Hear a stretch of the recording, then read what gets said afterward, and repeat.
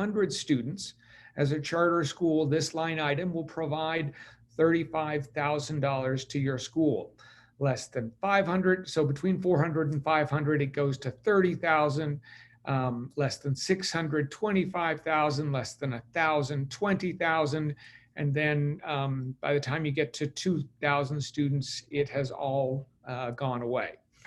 That is a different structure. There are a few schools that will not be getting funding through this, but really there are very few charter schools that have over 1,000 or 2,000 students. So there were some, there are some marginal changes there, but we were able to preserve this as best as possible.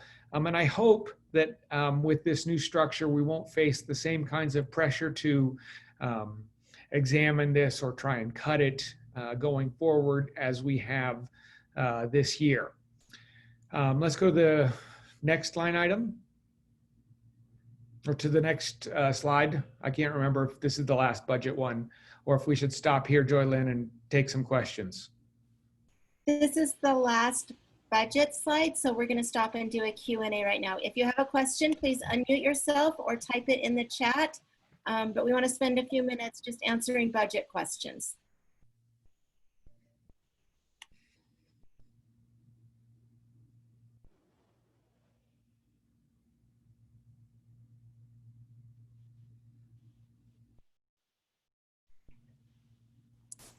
Royce, Hanifi, is this here or is this gonna be a change that adjusts accordingly? You went in and out there, Hanafi, so could you repeat that? Okay, I just only one-time arrangement, or is this gonna be like a permanent change? On the charter school funding base? Yes. That is a permanent change. Okay, thank you.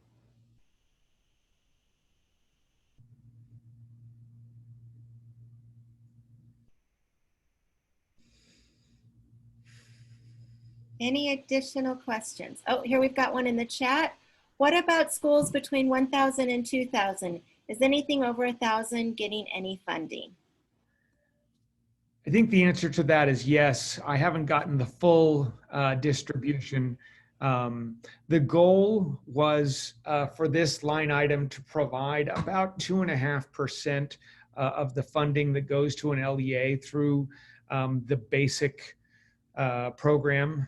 The basic program is a term of art for a portion of funding, mostly the funding that goes that gets distributed via the WPU.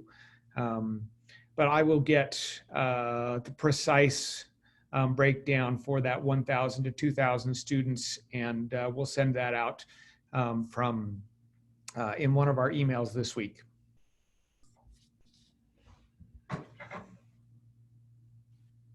Thank you for that. Do we have any additional questions before we move on?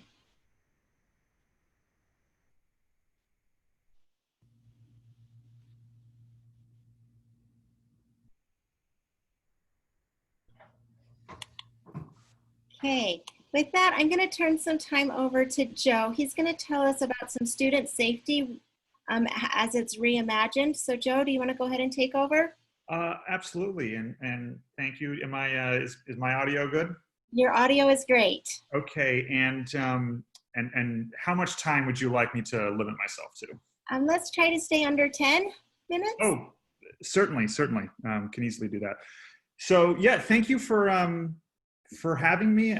Securely has recently joined as a business associate, I believe is the term. And we're thrilled to be here. We've been involved with schools in Utah for some time, and are looking to obviously grow relationships with all types of schools, charter, public, private. So yeah, what I'll do is spend a few minutes just giving an overview about how Securely tackles student safety, and if anyone wants to throw questions in the chat, then I'm happy to answer them. But my role is as the sales manager for the Western region for the company, and So yeah, with that, let me just talk a little bit about what we do. So Securely originated as a company back in 2013 as a web filter company. The big difference we brought to the market was as the first pure cloud-based solution. And the reason that's important is that at that point, the traditional approach was to either rely on something like your firewall to provide web filtering, or maybe even an appliance, a box on premise. And that had, that presents some challenges and challenges that have been really highlighted by the recent COVID crisis. A lot of schools, when they started sending devices home, they discovered that it was very difficult to provide remote filtering that, due to bandwidth restrictions and difficulty proxying traffic back to an appliance or a firewall on-prem, it just, things broke down. You had scaling issues, reporting issues, and sometimes it just frankly didn't work. And we've seen a real rise in surge in business as a result of that. That said, that really wasn't why we developed a cloud-based solution back in the day. The reason was so that we could provide more granular and precise insight into what students were using devices for. And because, as probably everyone on this call understands, because of how much time children spend on a computer or other mobile device per day today versus say 20 years ago when I was graduating from high school, it's a complete sea change. It's 4, 5, 6, 7, even 8 hours a day on these devices. And now that schools are relying so much on Chromebooks and other devices to help facilitate children's education, that's only furthering the trend. And so a lot of the leading indicators of behavioral issues, things like cyberbullying, self-harm, suicidal ideation, drug use, these types of behavioral indicators are present in web activity. And because of the nature of our solution, the technical nature, the cloud-based nature of our solution, we're able to follow the user. And we're the first to do that, and we have taken that capability in the form of a web filter and expanded it across the G Suite and for Microsoft users to OneDrive as well. And so what we're able to do is apply an artificial intelligence, which we refer to as sentiment analysis, which will go a step beyond keyword matching. So where keyword matching might spot gun or stab or depressed, phrase matching takes a step further, where a phrase like tomorrow is my last day, I just can't take it anymore, and be able to provide the same kind of alert but with more specificity, thus eliminating a lot of false positives. And capturing more hints about a student's frame of mind, and enabling the school to step in, to intervene, and give the student the help that he or she might need. And so these solutions are available from a web filter perspective. So we'll provide that same safe web experience and CIPA compliance that schools need, as well as insight into what students are thinking, because let's face it, students tend not to lie to Google. They, if they want to look up a suicide support line, or, how many pills it might take to overdose on a particular, medicine or drug, it's going to be easy to spot. And then we take that again to the entire G Suite or OneDrive suite, so that emails sent and received, documents shared and stored, images that are uploaded and shared can all be scanned, and the determination can be made if there is a behavioral problem. In addition to that, we are also helping by, we have a team known as the 24 team, which is a team of experts with backgrounds in school psychology, law enforcement, former guidance counselors, teachers, folks that have been on the front lines of student safety, student behavior, and who are there to monitor alerts on a 24/7 basis if a school needs help monitoring alerts and following up on them, out of school hours, weekends, that sort of thing. And then to a simple service like Tipline, which is an anonymous reporting tool that allows members of the community, students, faculty, if you like, to send anonymous tips, which serve as an additional set of data points for advising on student safety that the 24 team reviews. So if the student says, hears that there's going to be a fight in the cafeteria at lunch, or if maybe someone's doing drugs on campus somewhere, then they can report that, and that information, and fully anonymously, and that information can then be acted upon by the 24 team. So it's a whole host of student safety solutions, and in addition to that, for folks that are looking beyond student safety, we have a classroom management solution for initially for Chromebooks, but is now a solution available for all device types, as well as an Apple MDM. All of these solutions are fully cloud-based, meant to be user-specific on their reporting and policy settings. And in addition to that, completely device agnostic. So, whether you use Google for authentication, Azure, whatever it is, if you're talking about MacBooks, iPads, Chromebooks, Windows devices, it's completely device agnostic. It deploys easily. It scales virtually, limitless. I mean, we have schools as large as Atlanta Public Schools to, your two-room schoolhouses in rural Montana that use this. So it's very user-friendly, meant to be set it and forget it if you need, but also provide very granular reporting and information so that you can, help keep students safe, both in their web experience as well as just, help guard against, the mental and emotional health challenges that that essentially every school on the planet is facing, particularly now that it's a little more difficult for schools to monitor and keep an eye on kids, since they're going to be shuffling back and forth in the coming school year. So that's securely at a high level. Like any good software vendor, we offer free trials, and we'll be looking forward to having conversations with member schools as needed. And that's us in a nutshell. And I'm happy to hang out and answer any questions that anyone has, and look forward to speaking with anyone interested and working with the association in the coming year. So do we have any questions for Joe at this time? Okay, I just really want to appreciate Joe joining us on this call today.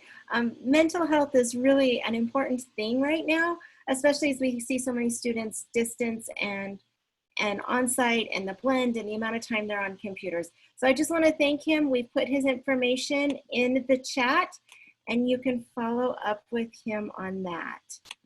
Also, he's going to hang out a while, so you can send him a private chat or just continue to chat as we move on through this call today.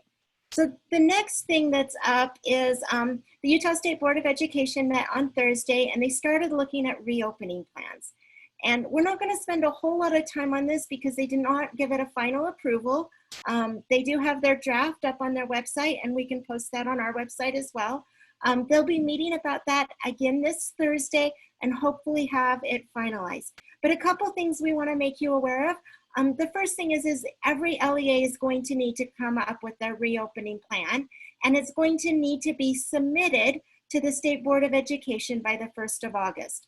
In the discussion at the last State Board of Education meeting on the 18th, it was also indicated that they wanted the boards to approve that.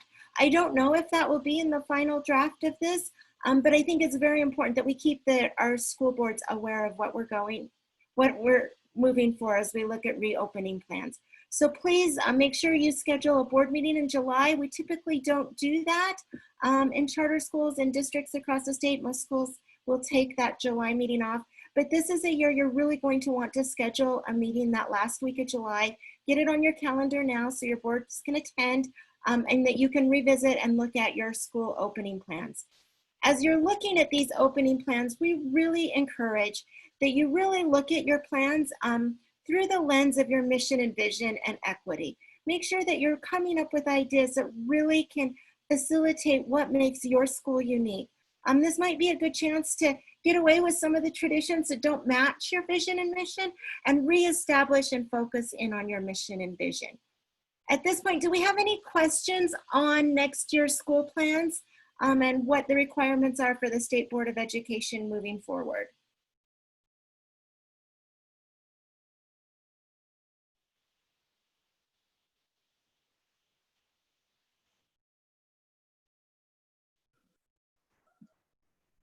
Okay, I'm not seeing. Hey, Joylyn. Yes. This is Suzanne from Vanguard. I read, or at least briefly reviewed, what the board had put out. I understood there would be a form that we would all be able to put in so that we're not trying to reinvent the wheel, all of us, on that. Would you clarify that for me? So that is my understanding as well, that after the state board approves this document on Thursday, June 25th, then it will be put into a form, and that Sid Dixon will meet with all of the directors of LEAs and introduce that form and get you started on that. So right now you're just starting to imagine and envision and start to put down on paper what you're wanting to do. That form should come out in the next week, and then you should be able to drop your plans, thoughts, just right into the spots on that form. But yes, it will be a form that is consistent across all LEAs. Thank you. So Milani wants to know if there's going to be a format to follow on that report. Yes, we're anticipating that. And as soon as that format's released too, UAPCS will work on just creating a little bit more help in that template so that it is easy for you to do as LEAs.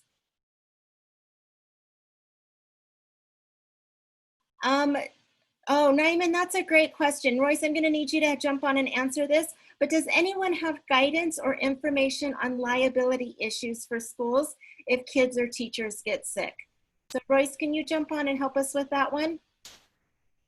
I have not heard any questions about liability.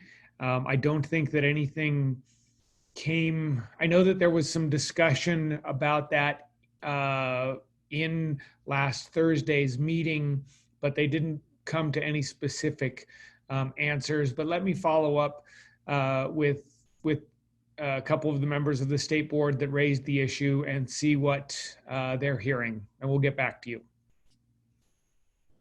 So thank you, Naiman. That's a great question. And we'll get some follow-up and send it out to everybody else. I have another question coming. I just had actually a quick comment. Tess from Winter Sports School. I do believe the first draft of the state's guidance that they were looking at maybe 2 board meetings ago included a document on liability from risk management that gave some really good information about our liability as LEAs in the case of COVID positive cases in our school. So I'll if I can find that, I'll attach it here. Otherwise, look it up. Yeah, this is Laura from CCID. I can send that out, that email as well. Great. Laura, if you'll just send that to me, we'll attach it on our website so that everybody can see it. So we'll make sure that that gets out to everybody and is on our website for easy accessibility. Okay. So again, start thinking about that planning for next year. Really focus in on that mission and vision, that thing that makes you unique, and how you can utilize it in today's new, I don't want to say the new normal, but today's educational environment, because it'll be different tomorrow and will be different the day after that. But we really want to make sure that the uniqueness and the character of our charter schools continues to carry forward as we do that. And then again, those guidelines should be approved on Thursday, and then we'll get that template out as soon as it is. And then we are happy at the association to help anybody that's struggling filling that out. We have a lot of mentors that can help with that and walk you through that process. So if you're feeling stuck, please let me at the association know, and we can make sure that we get you the help that you need. The next thing, if you're planning on or thinking about or entertaining the idea of doing distance education beyond the next school year. So making it a part of your charter and a part of your school. There's a couple things that you need to do. Again, this isn't for next year. Everybody has the ability in this next school year to do distance education and to utilize that tool as needed. But if you want to make it become part of your tool case, then there's a couple things you need to make sure you're doing. First, you need to make sure that your governing board is leading out on this and that they're having resolutions and motions. We've already heard of 3 charter schools that are looking to start adding that to their repertoire of their charter. So they need to make sure that they're formalizing that in their board meetings now. You need to let the state charter school board know that you're kind of looking at that and you're going to watch and monitor how the next 2 years go. You'll need to make sure that you have a policy on continuing enrollment measures and how that's going to interplay for your school. And then your board needs to be meeting monthly. We've seen some draft of some documentation that says over the next 24 months, your board's going to need to have met 21 times and really be looking at the data. What the state charter school board is really wanting to make sure is that this is a deliberate move by your school. It's not a move just to solve enrollment issues, but it's really focused in on your mission and your vision and utilizing this new technology as a tool in your tool belt to deliver that mission and vision to the students in your area. And then you're going to need to have some really good data. And I would not rely solely on the state testing data. We know last year we didn't test at all. So we don't know what next April's going to look like and May's going to look like. So make sure you've got some really good benchmark testing occurring right as students get into the school year. And that's a good just best practice anyway to see where they're really at. Did we really have a 5-month summer slide or was it just a normal 3-month summer slide? So really encouraging schools to utilize benchmark testing right off the bat to guide instruction as you go forward into the next school year. Do we have any questions on distance education beyond next year?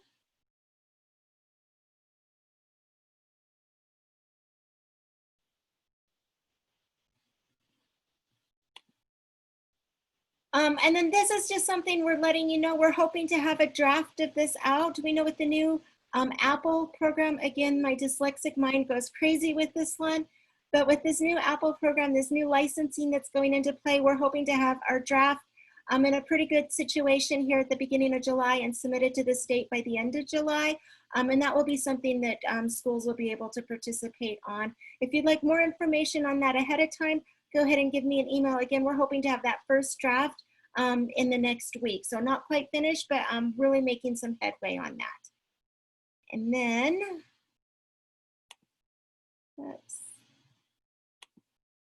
last of all, it really is time to celebrate. I know I keep coming back to swimming analogies, but it's summer and it's time to go to the pool.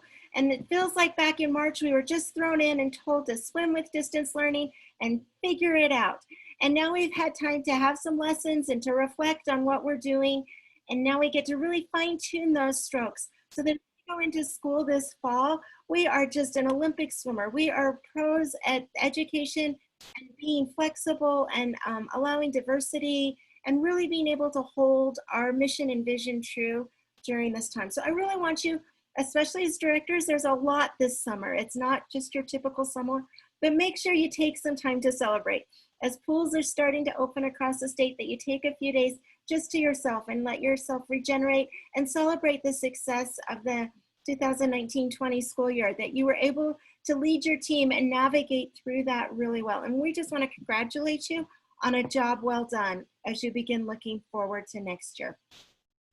And with that, I'm just going to open it up for a Q&A. Any questions people have as we move into the summer? Anything we can help you with or support you with at the association? And you can unmute yourself or you can chat or just type in the chat.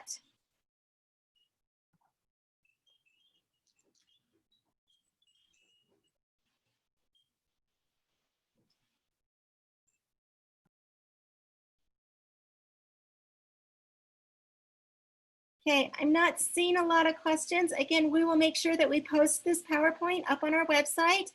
And then we'll also have a recording of the meeting there.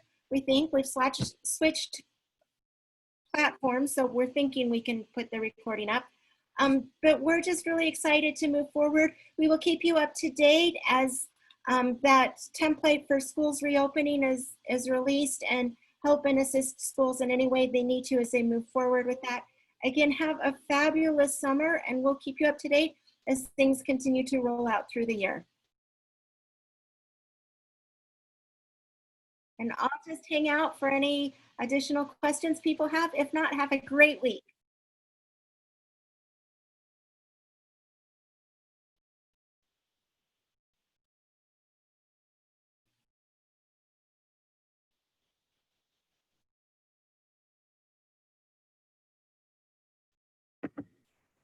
Hey, Joylyn, this is Priscilla. Hey, we wanted to be part of the Apple, what was going on with this, with what you're doing with the Apple teacher relicensing, but the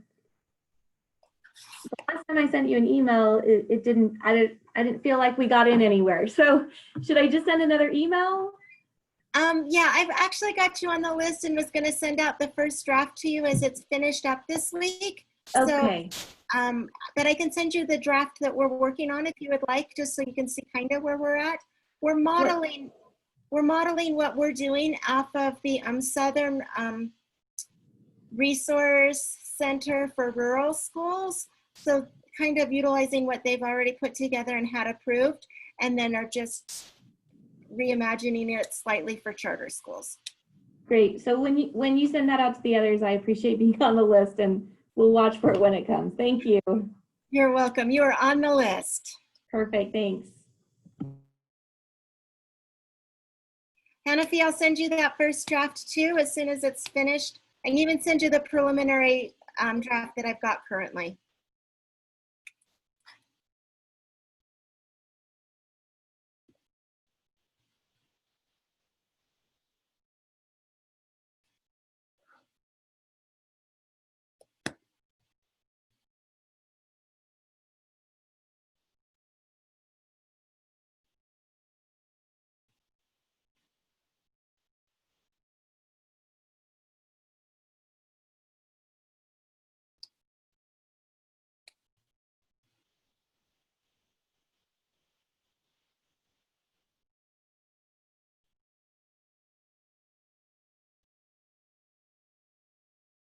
Okay, well, everybody have a good week, and we will see you this summer.